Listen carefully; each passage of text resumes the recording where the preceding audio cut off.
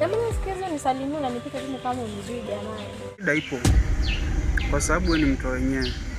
Na huwa naheshimu sana mtu ambaye aliniambia kwamba uko na mtu.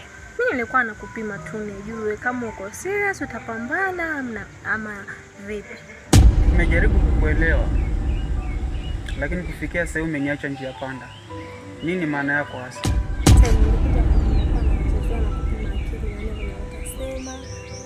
Lakini kiukweli, to be honest, nilikuwa nishakupenda toka kitambo zamani. Sikatai kwamba unapima na kufikiria.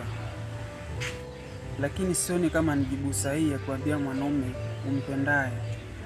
Kwa sababu tu ni mara ya kwanza kumfuata, umwambie eti uko na mtu. Sasa hivi nimeshika kwamba wewe ni mke wa mtu. Alafu unakuja unaniambia si bibi ya mtu. Nishakupenda na nilikuwa nakupenda. Bwana usikini unatoka, tutakutana. Unatoka unaenda wapi? Yaani naweza muita kama ndugu kwa sababu tunasaidia na mambo mengi sana. Na ulikuwa uende kwani? Nilikuwa natarajia mgeni hapa ndani. Yule kijana malaya na mademu wengi yule. Nafikiri anafaa kukuwa ndugu yako karibu sana. Sijui kwa nini unakuja kumwangalia vibaya.